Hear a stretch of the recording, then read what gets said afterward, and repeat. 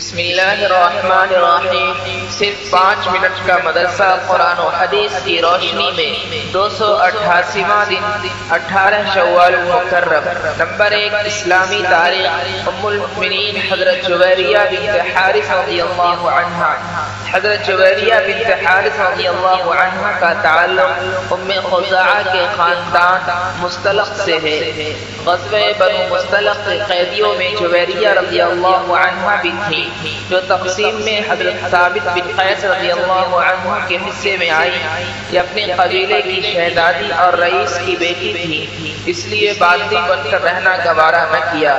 انہوں نے حضرت ثابت بن قیس رضی اللہ عنہ سے آزاد ہونے کی رقم متعین کر کے معاہدہ کر لیا اور مالی مدد کے لیے حضور صلی اللہ علیہ وسلم کی خدمت میں حاضر ہوئی تو آپ صلی اللہ علیہ وسلم نے فرمایا، کیا میں تم سے اچھا سلوک نہ کروں؟ تو حضرت جویریہ نے فرمائی، وہ کیا ہے؟ آپ صلی اللہ علیہ وسلم نے فرمایا کہ میں تمہاری طرف سے رقم ادا کر دیتا ہوں اور تم سے نکاح کر لیتا ہوں۔ حضرت جویریہ رضی اللہ عنہ راضی ہو گئی۔ جب صحابہ کرام رضی اللہ عنہم کو اس بات کا علم ہوا کہ اس خاندان سے رسول اللہ صلی اللہ علیہ وسلم کا سسرالی رشتہ قائم ہو گیا تو صحابہ کرام رضی اللہ عنہم نے احترام کی وجہ سے تقریباً 600 قیدیوں کو آزاد کر دیا۔ اس حسن سلوک کی وجہ سے ان کے والد حارث رضی اللہ عنہ اور پوری قوم نے اسلام قبول کر لیا۔ اسی لیے حضرت عائشہ رضی اللہ عنہ فرمایا کرتی تھی کہ میں نے کسی عورت کو جویریہ سے بڑھ کر اپنی قوم کے حق میں مبارک نہیں دیکھا۔ وہ بڑی عبادت گزار، دیر تک دعا میں مصروف رہنے اور نفلی روزے رکھنے والی خاتون تھی۔ انہوں نے سن 56 ہجری میں وفات پائی۔ مدینے کے گورنر مروان بن حکم نے نماز جنازہ پڑھائی اور جنت البقیع میں دفن کی گئی۔ نمبر 2 حضور صلی اللہ علیہ وسلم کا معجزہ، زخمی ہاتھ کا اچھا ہو جانا۔ ایک مرتبہ رسول اللہ صلی اللہ علیہ وسلم کھانا کھا رہے تھے، اتنے میں حضرت جرحد اسلمی رضی اللہ عنہ کی خدمت ہوئے۔ حضور صلی اللہ علیہ وسلم نے فرمایا، کھانا کھا لیجئے۔ حضرت جرحد رضی اللہ عنہ کے دائیں ہاتھ میں کچھ تکلیف تھی، لہذا انہوں نے اپنا بایاں ہاتھ بڑھایا تو رسول اللہ صلی اللہ علیہ وسلم نے فرمایا، دائیں ہاتھ سے کھاؤ۔ حضرت جرحد رضی اللہ عنہ نے فرمایا، اس میں تکلیف ہے، تو حضور صلی اللہ علیہ وسلم نے ان کے ہاتھ پر پھونک مار دی تو ایسا ٹھیک ہوا کہ ان کو موت تک پھر وہ تکلیف محسوس نہیں ہوئی۔ نمبر 3 ایک فرض کے بارے میں سامان کا عیب ظاہر کرنا۔ ایک مرتبہ رسول اللہ صلی اللہ علیہ وسلم غلے کے ڈھیر کے پاس سے گزرے، آپ نے اپنا مبارک ہاتھ اس ڈھیر کے اندر داخل کر دیا تو آپ صلی اللہ علیہ وسلم کی انگلیوں نے گیلا پن محسوس کیا۔ آپ صلی اللہ علیہ وسلم نے اس غلے بیچنے والے سے فرمایا، تمہارے ڈھیر کے اندر یہ تری کیسی ہے؟ اس نے کہا، یا رسول اللہ، اس پر بارش کی بوندیں پڑ گئی تھی۔ آپ صلی اللہ علیہ وسلم نے فرمایا، اس بھیگے ہوئے غلے کو تم نے اوپر کیوں نہیں رکھا تاکہ خریدنے والے اس کو دیکھ سکتے؟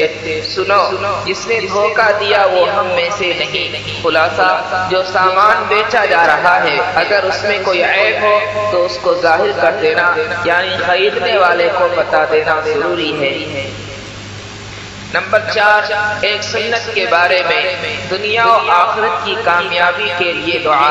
رسول اللہ صلی اللہ علیہ وسلم کثرت سے یہ دعا فرماتے تھے، اللہم ربنا آتنا فی الدنیا حسنہ وفی الآخرت حسنہ وقنا عذاب النار۔ ترجمہ، اے ہمارے پروردگار، اے ہمارے رب، ہمیں دنیا اور آخرت میں بھلائی عطا فرما اور دوزخ کے عذاب سے ہماری حفاظت فرما۔ نمبر 5 ایک اہم عمل کی فضیلت، مسواک کر کے نماز پڑھنا۔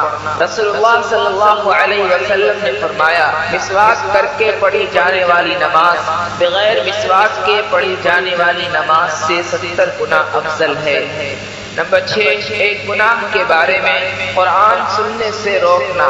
قرآن میں اللہ تعالیٰ فرماتا ہے یہ کافر لوگ ایک دوسرے سے کہتے ہیں کہ اس قرآن کو مت سنا کرو اور اس کے دوران شور مچایا کرو، امید ہے کہ اس طرح تم غالب آ جاؤ گے۔ ان کافروں کو ہم سخت عذاب کا مزہ چکھائیں گے اور یقیناً ان کو ان برے اعمال کا بدلہ دیا جائے گا جو وہ کیا کرتے تھے۔ نمبر 7، دنیا کے بارے میں۔ دنیا کے مقابلے میں آخرت بہتر ہے۔ قرآن میں اللہ تعالیٰ فرماتا ہے جو لوگ پرہیزگار ہیں جب ان سے پوچھا جاتا ہے کہ تمہارے رب نے کیا چیز نازل کی ہے تو جواب میں کہتے ہیں بڑی خیر و برکت کی چیز نازل فرمائی ہے۔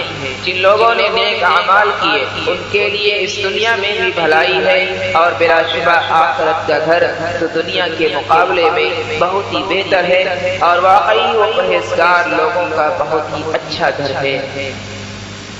نمبر 8، آخرت کے بارے میں کافر کی بدحالی۔ رسول اللہ صلی اللہ علیہ وسلم نے فرمایا قیامت کے دن کافر اپنے پسینے میں ڈوب جائے گا یہاں تک کہ وہ پکار اٹھے گا اے میرے رب جہنم میں ڈال کر ہی مجھے اس سے نجات دے دیجیے۔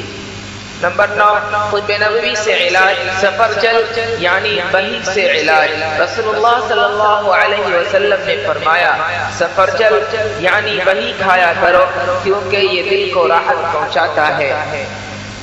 نمبر 10، نبی صلی اللہ علیہ وسلم نے فرمایا اپنی صفوں کو سیدھا کرو کیونکہ نماز کو اچھی طرح ادا کرنے میں صفوں کا سیدھا کرنا بھی شامل